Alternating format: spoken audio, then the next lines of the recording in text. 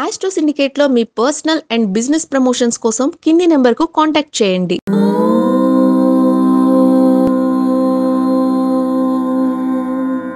ఓం శ్రీ గురుభ్యో నమః. హరి ఓం. సర్వమంగళమాంగళ్యే శివే సర్వార్ధసాధికే శరణ్యే త్ర్యంబికే దేవి నారాయణి నమోస్తుతే. అందరికీ నమస్కారం. మనకి చాలామందికి విచిత్రమైనటువంటి సమస్యలు, విచిత్రమైనటువంటి ప్రశ్నలు ఉంటూ ఉంటాయి. ఇవాళ కూడా అటువంటి ఒక సోదరి తన కుమార్తె గురించి అడిగినటువంటి ప్రశ్నలకి సమాధానం. దాదాపుగా అమ్మాయికి 9వ సంవత్సరం నుంచి 13వ సంవత్సరం మధ్యలో, మ్యాక్సిమం అయితే 9 to 11 మధ్యలోనే ఆడపిల్లలు రజస్వల అయ్యేటువంటి అవకాశం ఉంటుంది. కొంతమందికి మాత్రం 13 సంవత్సరాలు ఉంటుంది. ఇంకా చాలా రేర్గా 14-15 మధ్యలో కూడా రజస్వల అవుతూ ఉంటారు. అదేం పెద్ద దోషం ఏం కాదు. కానీ ఆరోగ్యవంతమైన లక్ష్యం ఏంటంటే 8 నుంచి 11 సంవత్సరాల మధ్యలో రజస్వల అయినతేనే ఆరోగ్యానికి మంచిది అన్న విషయాన్ని గురించి సైంటిఫిక్గా కూడా ఆరోగ్యానికి మంచిది. సరే, ప్రస్తాంశంలో ఏమిటంటే అమ్మాయి రజస్వల అయినప్పుడు చాలామందికి స్వామి మరి సమయాన్ని ఎలా మేము తీసుకోవాలి అని అడిగితే దాంట్లో ప్రత్యక్షంగా చెప్పబడింది. ఎప్పుడైతే అమ్మాయి రజస్వల అయిన విషయము తల్లి చూస్తుందో, అంటే తల్లికి గనక కనబడిన, తల్లికి ఎప్పుడైతే తన కూతురు రజస్వలైన విషయాన్ని గ్రహించగలుగుతుందో అది మాత్రమే లెక్క.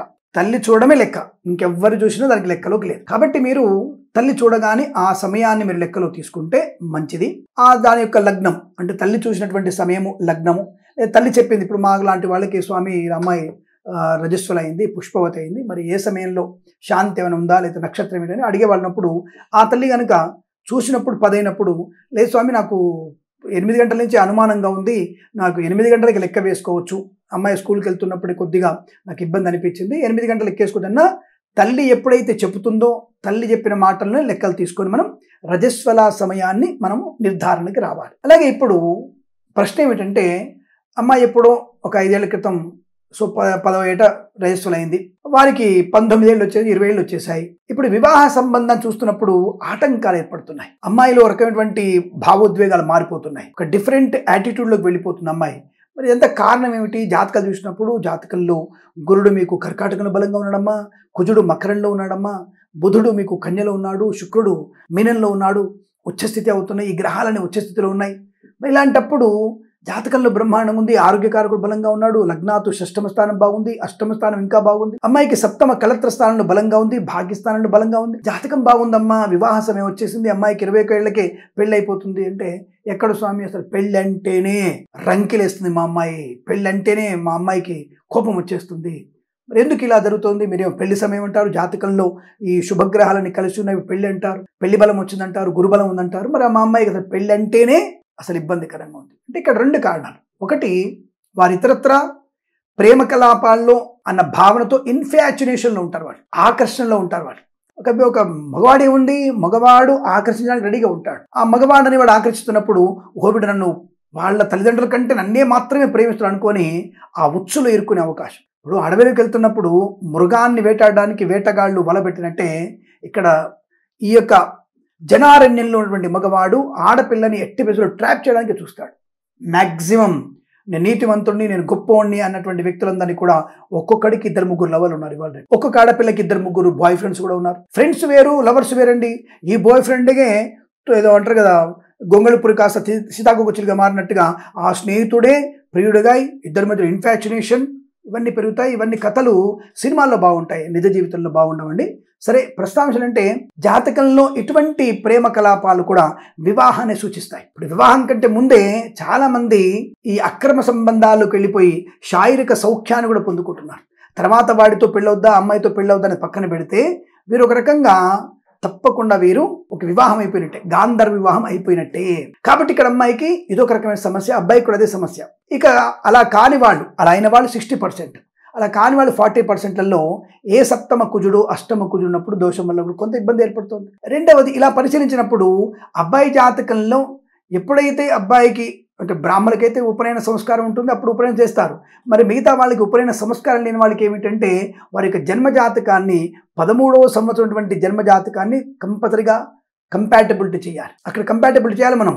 ఆడపిల్లకి ఈ యొక్క జన్మ నక్షత్రానికి రజస్వల అయినటువంటి నక్షత్రాన్ని కూడా చూడాలి. ఒకవేళ రజస్వల సమయంలో శాంతి నక్షత్రం అయితే, రాక్షసిక నక్షత్రాలు అయితే శాంతి చేయాల్సిందే. ముఖావలోకనం, అలాగే అమ్మాయికి జన్మ నక్షత్ర రజస్వల నక్షత్ర శాంతి చేయాల్సిందే. ఇప్పుడు సమస్య ఏమిటంటే ఆ సోదరి అడిగిన ప్రశ్న, 20 ఏళ్ళు వచ్చాయి అమ్మాయికి, 19 ఏళ్ళు వచ్చాయండి, మరి ఇప్పుడు నక్షత్ర దోషం అంటున్నారు, రజస్వల నక్షత్ర దోషం అంటున్నారు, దానికోసం శాంతి చేయవచ్చునా ఇప్పుడు అని అడుగుతూ ఉంటారు. అంటే శాస్త్రంలో అలా చెప్పబడలేదు. ఆ సమయంలోనే శాంతి చేయించుకోవాలి. రజస్వలైనటువంటి సమయంలో నక్షత్ర దోషం ఉంటే 3 మాసాల లోపు అటువంటి రజస్వల నక్షత్ర శాంతి చేసుకుంటేనే మంచిది. చేసుకోకపోతే ఎటువంటి ప్రమాదాలు ఏర్పడతాయి. మరి ప్రమాదాలు ఇప్పుడు ఏర్పడుతున్నప్పుడు ఇప్పుడు శాంతి చేసుకుంటే అనుకూలంగా ఉంటుందా అంటే శాస్త్రంలో మాత్రం ఇప్పుడు చేసుకోమని చెప్పబడలేదు. కానీ దానికి ఏమిటంటే ఈ సమయంలో వివాహానికి ముందు ఈ రజస్వల నక్షత్రాన్ని, జన్మ నక్షత్రాన్ని కూడా మనము ముహూర్త లగ్నానికి చూస్తే చాలా మంచిది. కానీ మరి శాంతి తీసుకొస్తే మరి ఏదో రకమైనటువంటి ఇబ్బందులు పడుతుందండి, ఏదో మాటలు మాట్లాడుతోంది, హడావుడిగా ఉంటుంది, పెళ్ళంటే దూరం వెళ్ళిపోతున్న వారికి జన్మ నక్షత్ర శాంతి చేసుకోవాలి. అలాగే సప్తమ స్థానాధిపతి అయినటువంటి కళత్రకారకుడి గ్రహ జపము చేసుకోవాలి. అంతే తప్ప రజస్వల నక్షత్ర శాంతి వివాహ సమయంలో చేయకూడదు. కానీ వివాహ సంబంధ ముహూర్తం చూస్తున్నప్పుడు ఖచ్చితంగా మీరు రజస్వల నక్షత్ర సంబంధ నక్షత్రాన్ని ఈ వివాహ ముహూర్త నక్షత్రాన్ని కూడా సరిపోల్చండి. జన్మ నక్షత్రం ఎలాగో చూస్తాం మనం, తారాబలం చూస్తాం. అలాగే ఈ రజస్వల నక్షత్రాన్ని చూడడం వల్ల ఇద్దరికి అంటే భార్యాభర్తలు కూడా అన్యోన్యమైన దాంపత్యం.